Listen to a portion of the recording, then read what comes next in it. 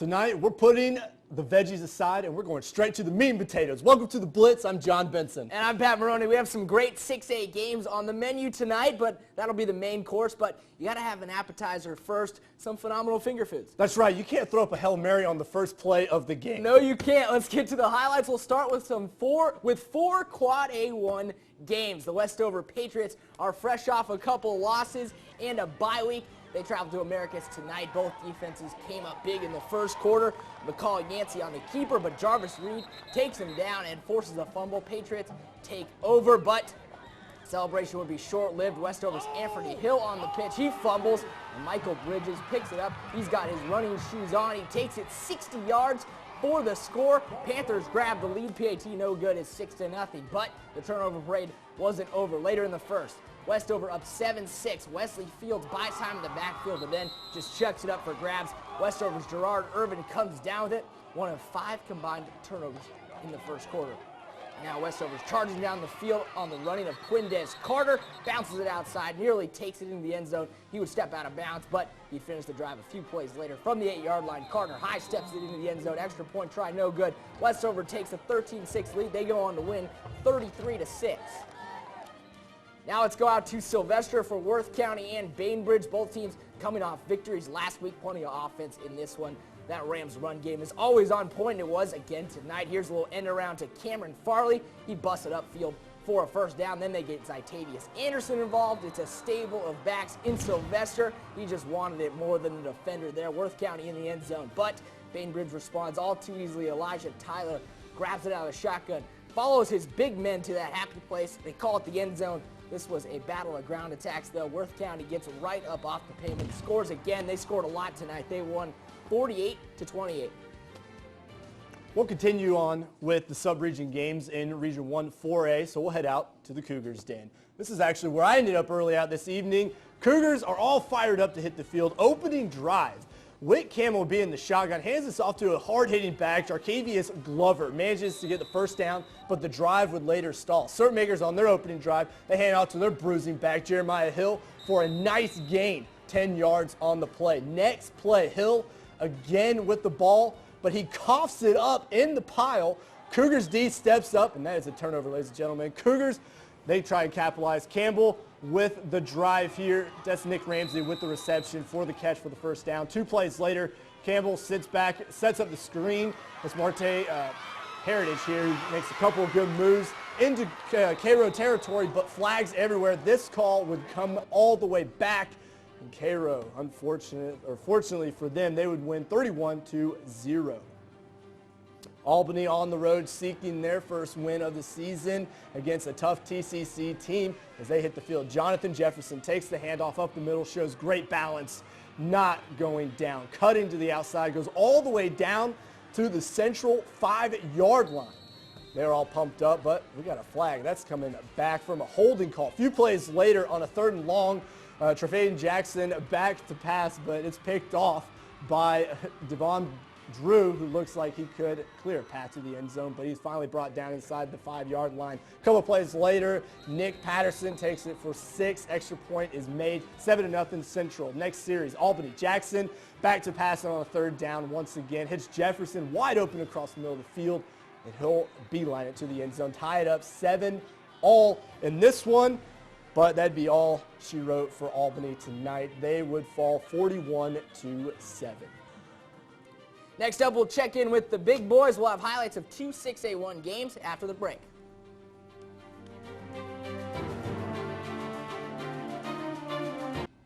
Welcome back. It was the first 6A1 game, and Lee County rose to the occasion last week when they took down the Tift County Blue Devils. But now that monumental victory is in the rearview mirror, and tonight is a whole different animal. The Trojans traveled to Moultrie to try and shock the #1 team in the state, Colquitt County.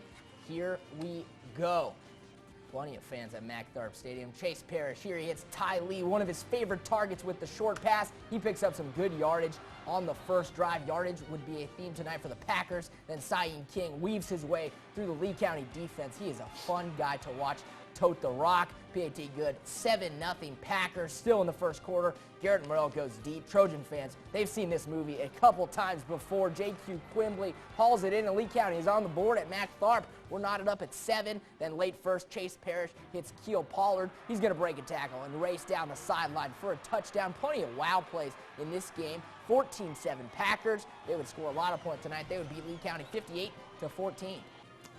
Valdosta and Tift County were in very different moods this week. That's right, and Valdosta is in high spirits after a big win over Camden County last Friday, and Tift County is not feeling too hot about last week's loss to the Trojans, of course, and so they're trying to bounce back. Check out the fans in pink, wishing their Blue Devils luck before the game. Tift County is driving. Tahid Chambers drops back to the pass, and it's a leaping grab by Malik Johnson, who does more than just make the catch. We're moving the chain. Same drive. Now in the red zone, Chambers is faking out everyone on the defense, and the keeper for the end zone for the first touchdown of the night. Time for the PAT. Well, it would be routine, but Valdosta special teams, they showed up, and that is blocked, so it's 6-0. Same quarter on the 4th down, and then the field goal unit comes out. This one is actually good. So Tift County was leading early in this one, but Valdosta actually came back and won the game by field goal 27-24.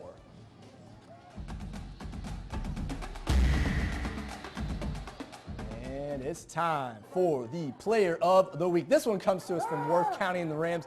Running back and linebacker Dontavius Buford. This guy was a monster on the gridiron, rushing for 185 yards for a touchdown, caught a 16-yard touchdown pass. All of this, of course, with a complete game for the win over Doherty County and the Trojans last week. So congratulations to Buford for being our player of the week.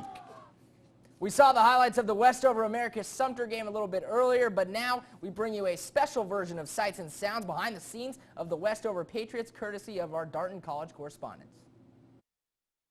Hi, I'm Nikki Pope, your campus correspondent. This week for Sights and Sounds, we'll be showing you what happens before the team ever reaches the field.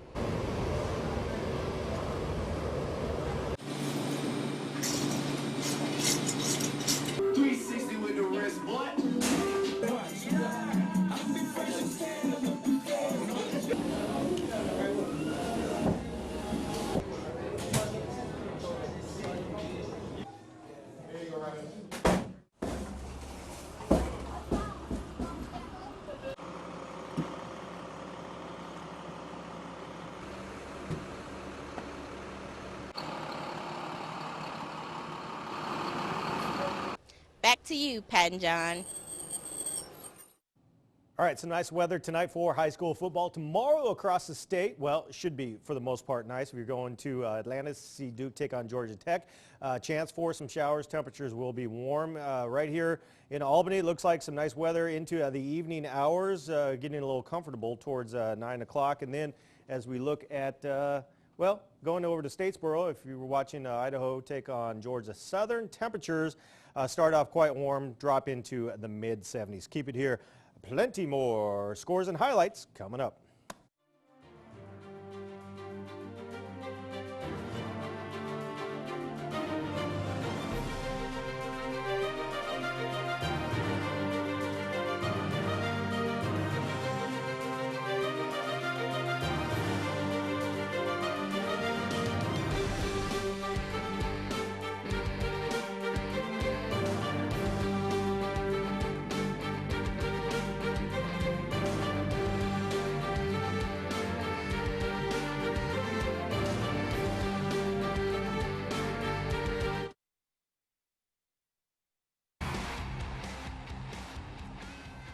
Welcome back. We've had a lot of weather issues this season, heavy rain, lightning delays. That's right, yeah, but the GHS today has strict guidelines for keeping each student athlete safe out on the field under the lights. It's been one interesting football season so far, especially with all the different lightning delays. But when does it become a concern for the student athletes? Anytime the lighting get within 3 to 8 miles, according to the detector, I'll move toward the official and let them know we're getting lighting close. And at any time it gets in the 0 to 3 mile, then I'll let them know that we need to counsel and go in. The device used is known as a lightning detector that monitors each strike and distance.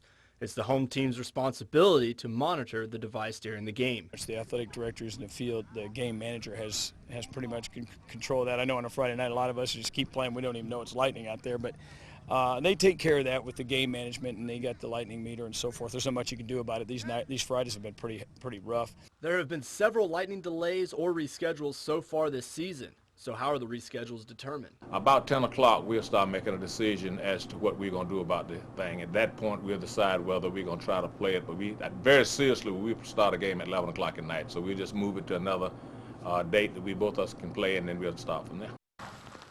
And safety, without question, is every parent, coach, and athletic director's concern. John Benson, Fox 31 Sports. We'll go back to the action. Second half of this Thomasville game, and they are up 20-6, start of the third quarter here. On the first possession of the second half, Jalen Jones with the handoff. He gets good yardage for the first down here. Next play, Jones again with the handoff. Good yardage to get close to about midfield into Pelham territory after this nice move here, making everybody just miss. Hornet defense forces a pass, and Kenneth Hayes passes it off to target to stall the drive. That would be incomplete there. And then Clarence Allman back to pass, puts up a prayer, and it is picked off by Tommy Hill to preserve a 26 lead as the third quarter. And then Thomasville would actually just hold on for the win, 29-18. The Berrien Rebels have made some huge improvements this year, but to take that next step as a program, they have to win some region games. They had a chance to get their first 2A1 win of the season tonight on their home field against Early County. We pick it up here with Berrien up 7-0. Early County with the ball. Miles Norman hands it off to Jay Moses, and he gets it upfield for a 12-yard run. That is production here. Desperate 3rd and 9 for Early County. Miles tries to create a play, but picked off by Dalton Ingram.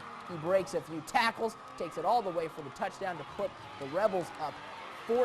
And look at the defense turning into the offense, getting some blocks, getting upfield. Nice play there by Ingram. I have a feeling we're going to see that again, but I don't know. I don't know if we're going to have enough time. We might. Now tries a little change of pace. Norman hands it off to Dion Upton. He's going to break some tackles, and he is eventually brought down at the 18-yard line. 22-yard scamper there then on a 2nd and goal. He hands it off to Traquez Wells to punch it in, put it in there. Berrien, though, wins 35-26. Now, this is going to look a little familiar. It's our play of the week. We just saw it, but let's look at it again because it's a good one, and we have to have a play of the week. Dalton Ingram of the Berrien Rebels, reading the eyes of the Pelham quarterback, makes an athletic leap to pick off the pass, but he's just getting started. The defense turns into offense. Ingram gets some blocks, breaks a few tackles in the end zone for 6. Congrats to Dalton Ingram for making our play of the week. Now it's time for a little dessert. We'll have highlights from the newest rivalry in Southwest Georgia, so stay tuned for more to come after the break.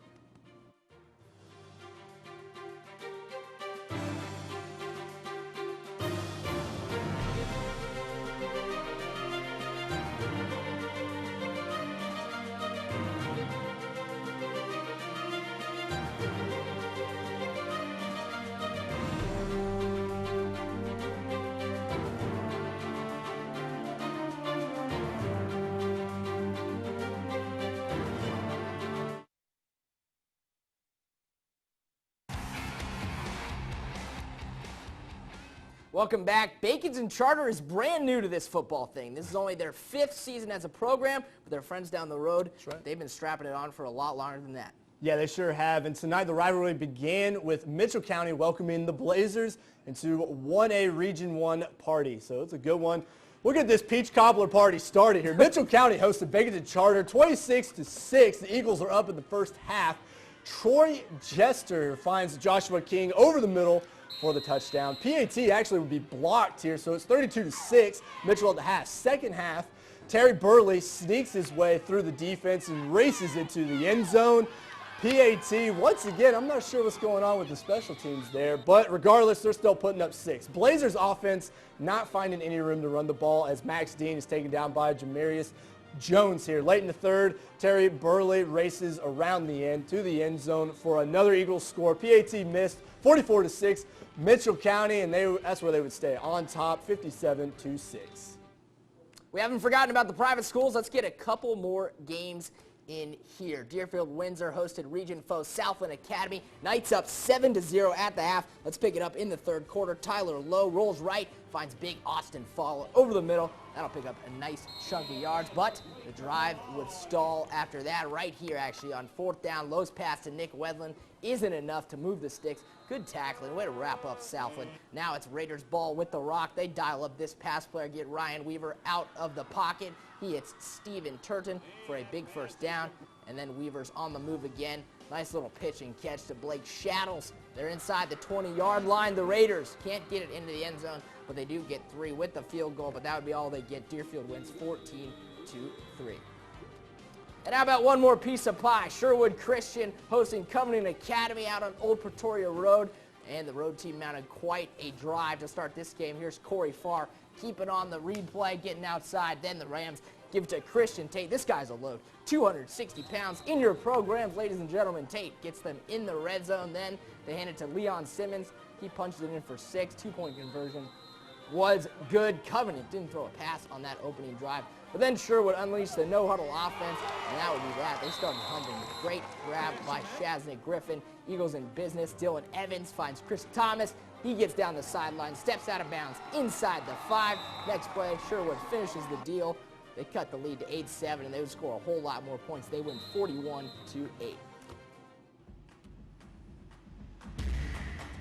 And it's time for the Fan of the Week. And check out these guys. These guys right here from Thomas County Central, all painted up, megaphones, and check out the hats. Not 100% sure what is hanging off the hat, but hey, I like it regardless.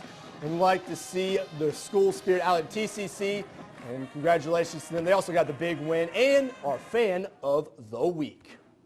Now, we asked to see your photos, school spirit, and tonight's game under the lights. Some great photos from Mitchell County Schools.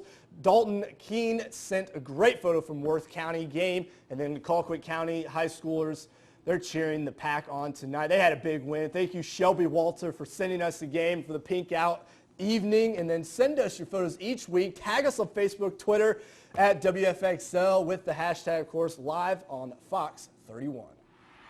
If you like high school football, then I'm guessing you like the NFL too. And at Fox 31, we have a little activity that should make your Sundays even more eventful from that couch. It's the 2014 Pro You Pick 'em Challenge. Go to WFXL.com to get registered. And at the top of the page, there is a link to sign up. Once you are in, you pick all of this weekend's NFL games. The Falcons play the Bears. The Cardinals play the Redskins. Let's take a hint. Pick the Arizona Cardinals, so on and so forth. And if you do well, you can win prizes. Subway gift cards, $60 a week. If you do the math, that's 12 footlongs. The prizes just get bigger and better as the year goes on. So go to WFXL.com to make your picks. Now let's go out to Mike for one last look at our weather. All right, some great weather for Friday night football. The cherry on top, well, that would be the weekend. Looks just as nice. Lots of sunshine. Temperatures will be on the warm side into the lower 90s, and right through the next 7 days, we do see warm temperatures that continue into early next week. Then a cold front pushes in and across the area. It's going to drop some rain. It's going to drop our temperatures, but we do see quite a bit of sunshine after that, and we'll warm back up. But this weekend will be into the 90s, early next week into the 70s.